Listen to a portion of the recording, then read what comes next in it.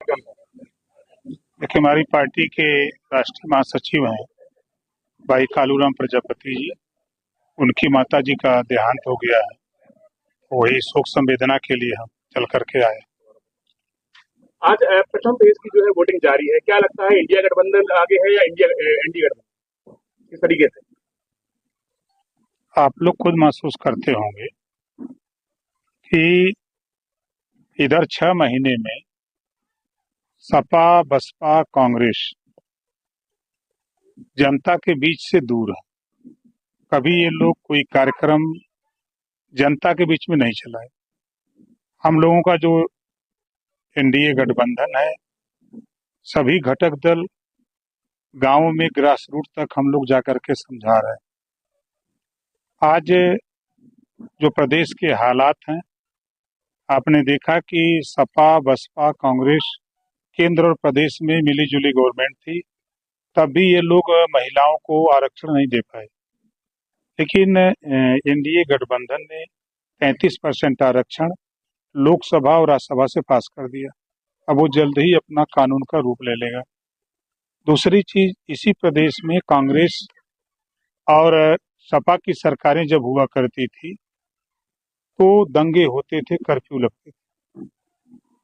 आज 7 साल में योगी आदित्यनाथ जी के नेतृत्व में एक भी दंगे नहीं हुए। आज गरीब कमजोर कानून का राज अपने को महसूस कर रहा है। जो जनता को चाहिए स्वास्थ्य के संबंध में, आयुष्मान कार्ड 5 लाख रुपए इलाज के लिए मिल रहा है। हम लोग स्वतः विवेकाधीन कोष से गरीबों के इलाज के लिए रुपया दे रहे हैं। मुख्यमंत्री के द्वारा चलाई गई स्कीम, उसके द्वारा इलाज के लिए पैसे दिए जा रहे हैं। तो जो गरीबों के लिए प्रयास हो रहा है आगे। कल एक साथी ने सवाल मुझसे किया, मैं कल सुल्तानपुर में था, कि माननीय प्रधानमंत्री नरेंद्र मोदी जी बनेंगे तो आगे क्या करेंगे। हमने कहा कि सबसे पहला काम 5 साल के अंदर घरेलू बिजली का बिल 5 साल के अंदर माफ हो जाएगा, किसी को देना नहीं पड़ेगा। ये काम 5 साल के अंदर होगा। रोजगार परक शिक्षा कक्षा 6 से तकनीकी शिक्षा लागू होगी। तो उन्होंने कहा कि इससे फायदे, उनके उस गरीब से पूछिए जो बिजली का बिल नहीं दे पाता, उसके तार काटे जा रहे हैं। और शिक्षा जो बीए करने के बाद जब बच्चा कोई रोजगार नौकरी नहीं पा रहा है तो बीए की परिभाषा बताता है, बीए माने बेकार आदमी। तो कम से कम उसके हाथ में हुनर होगा।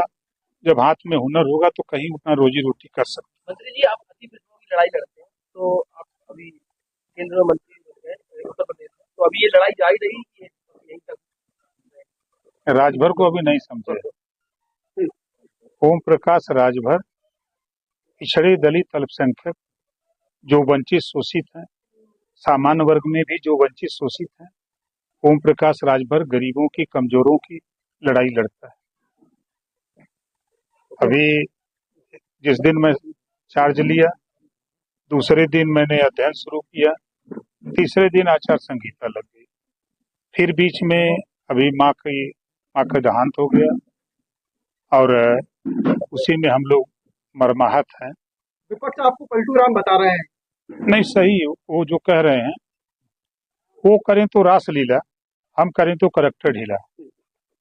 सपा गठबंधन करती है बसपा से, सपा गठबंधन करती है कांग्रेस से, सपा 2-2 बार बसपा से, 2-2 बार कांग्रेस से सपा गठबंधन करती है, निषाद पार्टी से सपा गठबंधन करती है, भारतीय समाज पार्टी से। तब वो पलटू राम नहीं लगते हैं। बहुजन समाज पार्टी का वही हाल है, 2-2 बार सपा से, कांग्रेस से। तमाम पार्टियां गठबंधन क्यों करती हैं? जो गरीब कमजोर जिसकी लड़ाई लड़ते हैं, उसकी बात थाने पर, तहसील पर, ब्लॉक पर सत्ता में रह करके ही मदद की जा सकती है।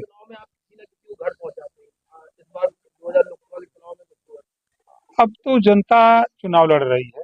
मैं तो गांव में हूँ, गांव के आम आदमी कह रहा है जो राम को लाए हैं हम उनको ले आएंगे। अब इससे क्लियर तस्वीर हो रही है। दूसरी चीज कि कम से कम 35 से 40% आबादी ऐसी है जो राशन ले करके वो अपना रोजी रोटी उसका चल रहा है। राम बीए प्रजापति ने जाति तोड़क बनाया। देखिए, जब तक तहसीलों में तहसीलदार ठप्पा मार करके जाति प्रमाण पत्र देंगे तब तक जातिवाद खत्म नहीं होगा। हम भी तो जाति विहीन समाज की स्थापना चाहते हैं, ऐसा नहीं है।